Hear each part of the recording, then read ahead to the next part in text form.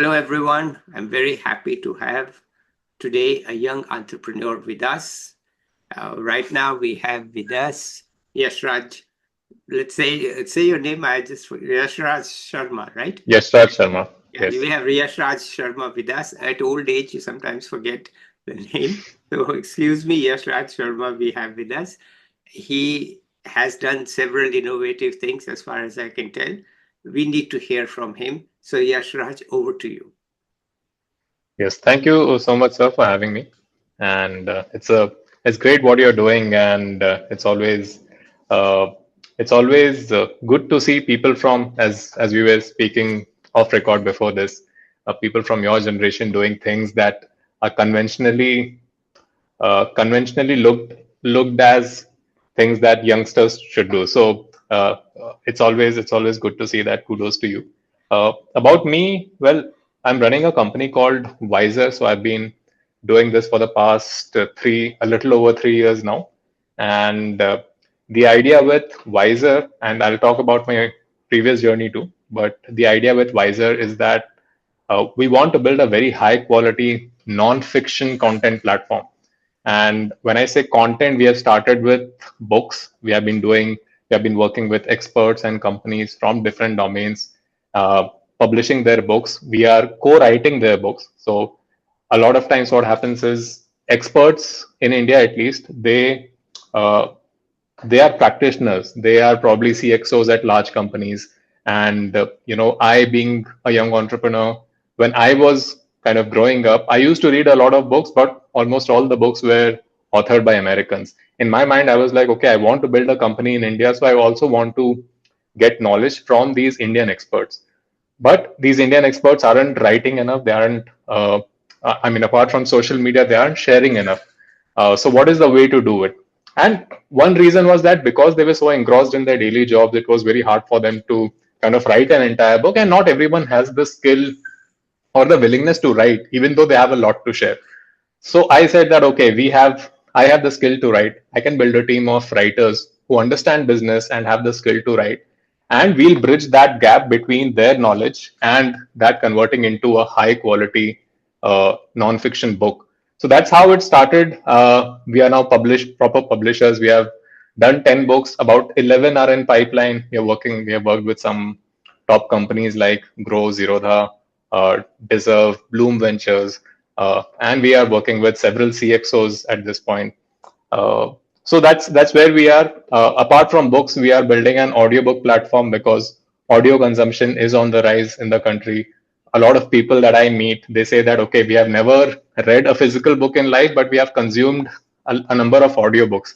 And that is my personal experience. But even if we look at data, and even if we look at recent evidence of other platforms raising tens of millions of dollars for audio platforms, I see that there is a gap for high quality non-fiction audio platform where it will be more of a niche where we are not talking about everything, but we'll only talk about non-fiction. It won't be stories, but it will be biographies. It will be uh, audiobooks from like across the business domain and even geopolitics, politics, all the non-fiction categories that you can think of. So that is something that is being built as we speak.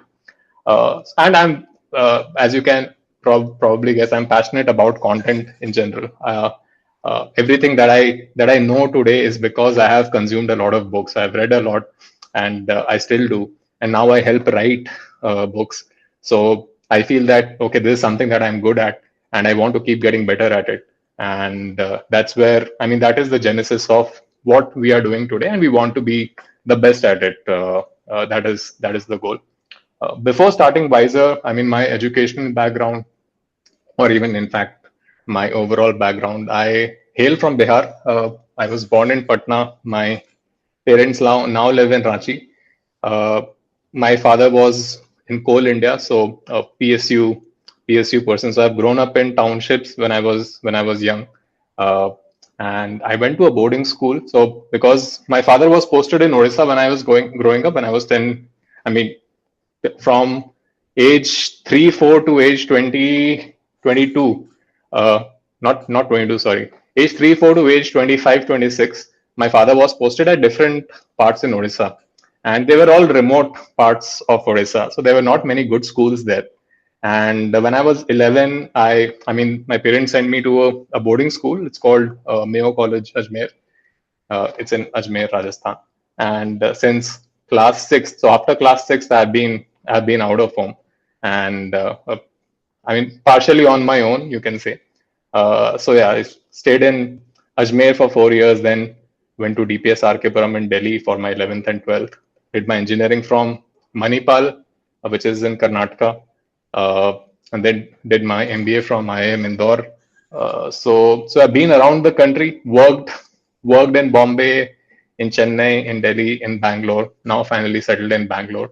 After MBA, my first job was with the Credit Suisse. Uh, I realized very early that being a small part of a large organization is not something that I would enjoy when I was with Credit Suisse. Because even in college, you can say I was very active in general. I wanted to do things and I wanted to see results. I was a little impatient that way. And perhaps that is why this bug of entrepreneurship was sown slightly early. Even while doing MBA, I kind of realized that job sabka lag jayega. This was in my mind that everyone will get a job, but what's hard to do is building a business. And the real test of my MBA education, B school education, would be if I can successfully build a business, grow it, run it properly. That's how I used to think at that point. And one of the reasons I wanted to do something that was harder than the conventional route. I mean, no disrespect to jobs and placements. I mean that it definitely has a place in the world. It's just my personal view. Before I joined MBA, I was a very active cricketer, and I was in the Karnataka under 19 squad. Things happened in such a way that I realized I wouldn't be able to pursue cricket as a profession along the way, because I did not have a home state, so to say. I mean, most cricketers who play, I mean, their regular route is that they play for the state. They keep playing for the state at different age categories. Then they represent the state in Ranji Trophy. They appear for IPL trials, all those things. But I was moving around, so it was very hard for me to stick to one place. And I mean, and the other thing was I did not want to, sacrifice college also. So it was a bad decision. I mean, tough decision for me to make. But yeah, coming from the background that I was, I thought that okay, this is perhaps the right way to go. But having held the dream of becoming a cricketer, I mean, very few. I mean, it's almost next to impossible, even for the very talented people to represent India, and it's a very hard dream to achieve. So for me, from there, I just couldn't accept the fact that okay, my aim in life is to get a job. So this was on the back of my mind that okay, if I have to be happy in life, I have to keep chasing something which is very hard to achieve, and that will keep me motivated. And that's how I am even today. So that is kind of that is, you can say, a unique way in which my sporting ambitions shaped my professional journey as well. And so whichever company I joined, I wanted to do things and I wanted to see results slightly quickly. I was slightly impatient that way. And if I saw that, okay, I'm kind of moving faster than the company, or my efforts will not translate into either my growth or the company's growth, or if I want to do things and if I'm not being, or for whatever reasons, I won't blame the company for whatever reasons. If I'm not able to make a difference immediately, I would want to change and see, okay, what next? What's something better? So now I know that okay, running a company myself, I'm in charge, and I don't have any excuses now for not working hard or not kind of seeing results. I know that if I put in the effort, if I put the effort in the right direction, I'll also get the results. So that is where we are in the last 3 years at least. I mean, we have bootstrapped our way to about 2 crores annual revenue at this point. Not a huge company, obviously, still quite small. But yeah, we now see that the next spurt of growth, or I mean, there's so many things that I know that we could do. We are doing a lot more work than we were doing, let's say 6 months ago. And every 6 months that changes, like the work multiplies, revenue also grows. And I also know that, okay, there's the whole digital space where a lot bigger market is there, and we can make a lot of difference on that front. So that is something that we are going towards. So that's about me and my Well, journey in a okay, nutshell, sir. I haven't really heard. You are a ghost writer in some ways. You In are some ways. assistant, right? You assist Hmm. people who have ideas but don't know how to write. Okay, Hmm. as you produce high quality books. So then, what is this print or is this digital? Is it ebook? How do you go about it? So we publish proper physical books. So we are a publisher. My Yeah, company Wyzr, WYZR. It's a publishing house in the traditional mold, yeah. but we are new age because we do things differently. Like what? We That's take what I want to know. Yeah. So I'll give you a very simple example. If you go through the very traditional route, like Penguin, HarperCollins, all these companies, uh, if you submit the manuscript, they'll take another 8 to 10 months for the book. I mean, for that to convert into a book. And in our case, I mean, at least the way we think is that it should not take that much time. Like, there's no way that if you have the entire manuscript in place, there's no way on this planet that it'll take 8 months for it to be converted into a book and be out in the market. So we are very efficient that way. That is one. The second thing is, at least we do things differently, also in the sense that, see, today it's much harder for anyone to even approach a publisher. In our case, I'm very much on social media. I respond to all the messages I get. I respond to any emails I get from authors.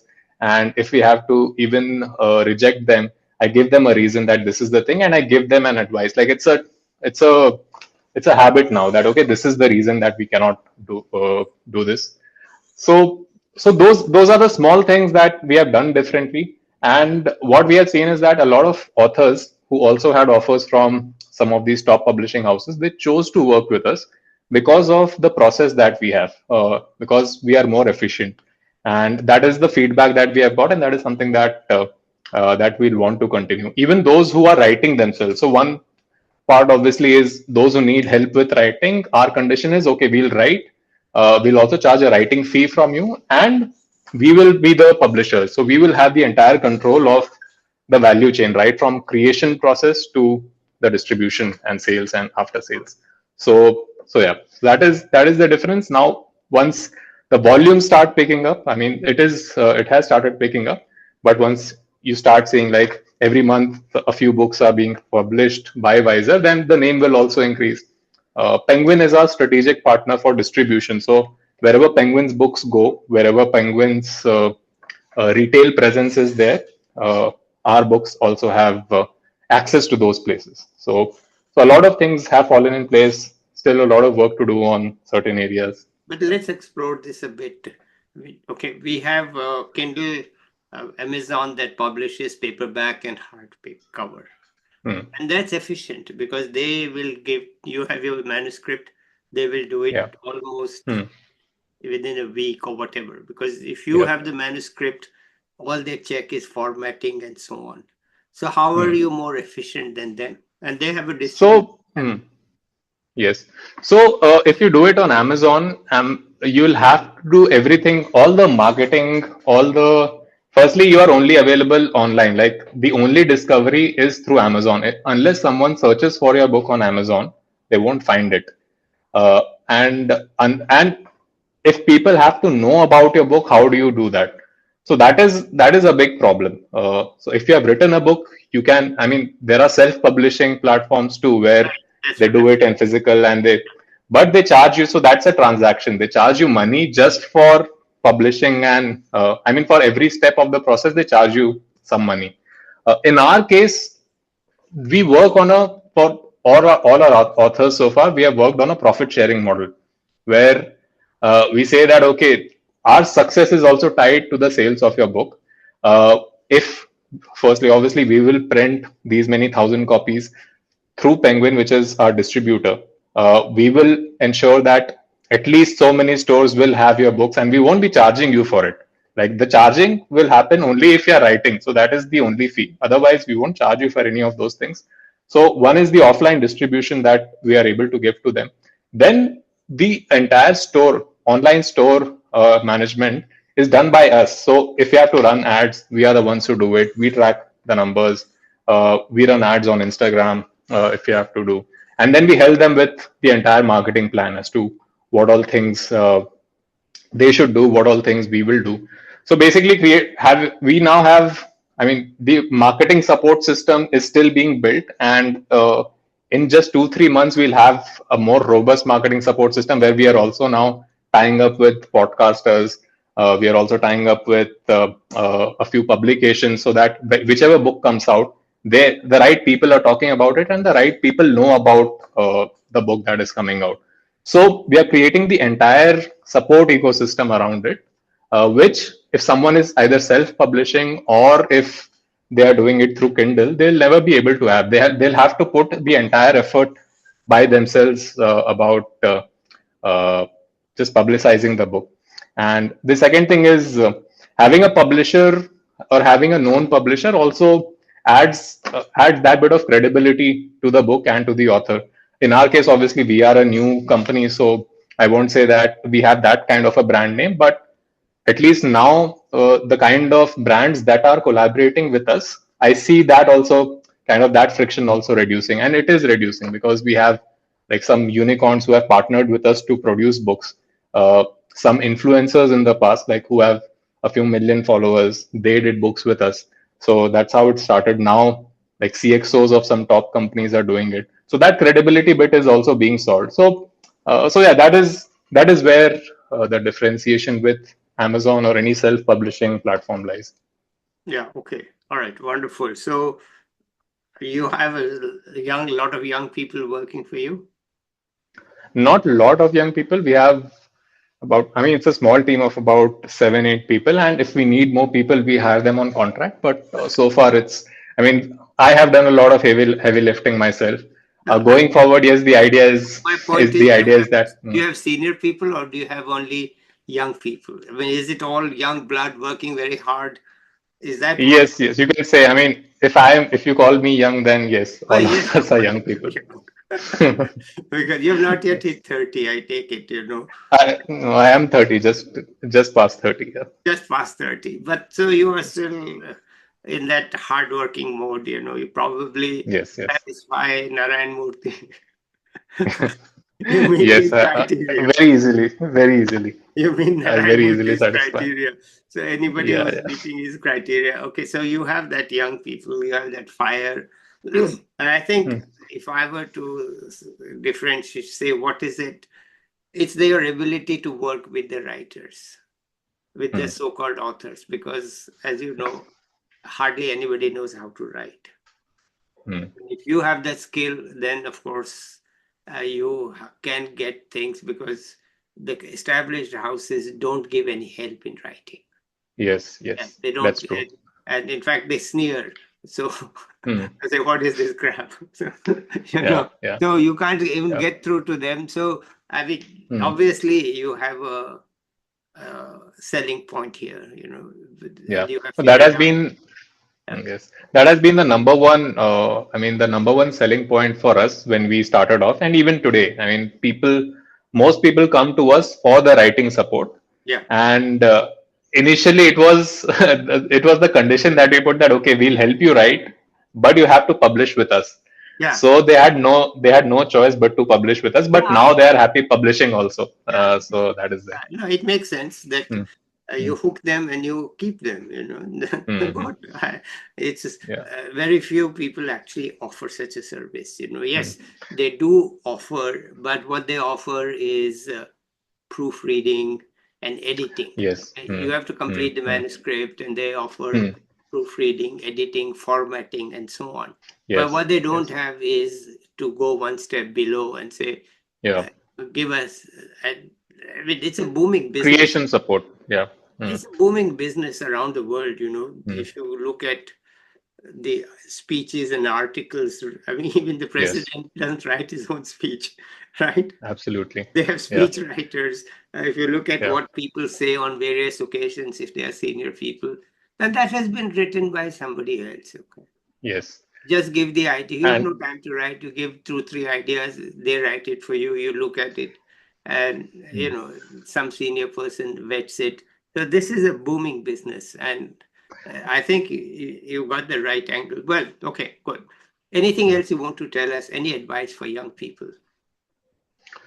Oh, advice for young people. So I'm like, I don't know how qualified I am, but Oh, you're 30. uh, That's a qualification. so see, everyone says work hard, follow your passion. Those things are there. I'm just trying to think what else. So one thing that I deeply believe in is, and this also comes from my personal experience.